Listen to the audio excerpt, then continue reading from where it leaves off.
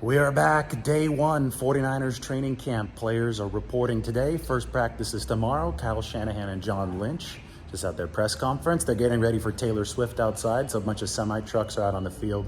I'll hang out here where it's a little bit more quiet so you can hear me deliver the big news. Brock Purdy, fully cleared, will not begin the season on PUP, physically unable to perform.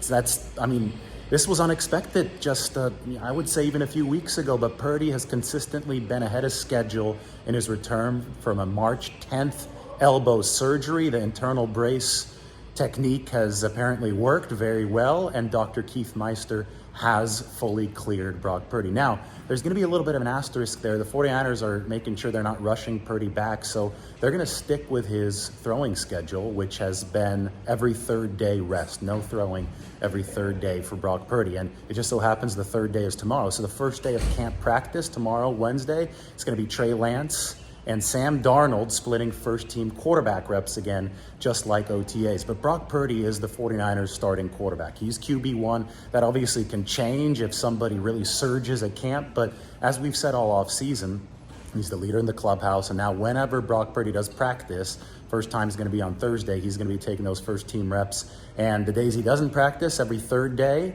that's going to be the first team reps divided between Trey Lance and Sam Darnold. That's actually a good way for the 49ers to adjudicate their backup quarterback battle, because now officially that backup battle is between Trey Lance, Sam Darnold, and peripherally Brandon Allen. It's hard to find enough reps for all these guys, but if your QB1, Brock Purdy, isn't throwing every third day, then it's going to be a lot easier to find the necessary reps, especially for Darnold and Trey Lance. So that all is going to begin tomorrow. One person that we won't see out at the practice field in all likelihood tomorrow is Nick Bosa. He's not yet at the 49ers team facility, and the 49ers don't expect him to be at the facility until he signs his new contract. Now, Nick Bosa's agent, Brian Ayrault, is known for pushing things all the way to the deadline or maybe a little bit past it. The 49ers have anticipated this all off season. They've been in negotiations with Brian Ayrault and Nick Bosa's camp here now for at least a little while. Those negotiations are ongoing. John Lynch is confident that something's going to get done. He says the 49ers have a good track record of getting stuff done.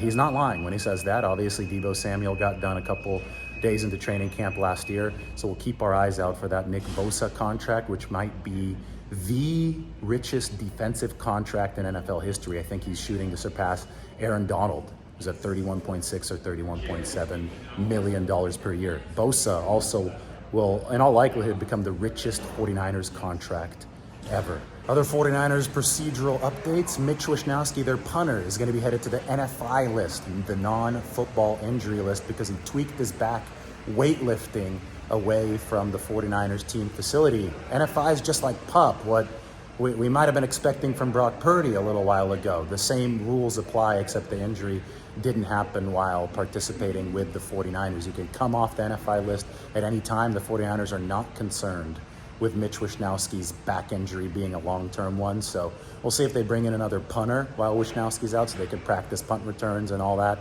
But for now, Mitch Wishnowsky continues to count against the 90-man roster, but will not be able to practice until he's activated from NFI. Already reported last week that the rookie defensive back, Darrell Luter Jr., is going to be headed to the PUP list. That is confirmed now by John Lynch. That was due to an injury suffered during OTAs, a hyperextension of Luter's knee that turned into a deeper bone bruise. 49ers said that recovery will take a while, but they said that it is going well, and it does sound like they'll see Darrell Luter back at some point this season. Other than that, practice begins tomorrow. We'll be out here at about 10:15 a.m. All the other 49ers, like Dre Greenlaw, who had that cast, I think, on his wrist during OTAs, was off on the side field. A couple other players like Jawan Jennings weren't fully participating. The 49ers expect all of those players to be full participants in practice tomorrow. So this is a remarkably healthy team right now.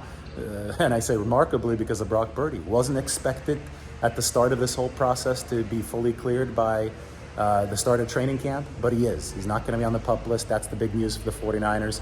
Now they just want Nick Bosa to sign that contract and get in the building so the vibes for 2023 start off on point.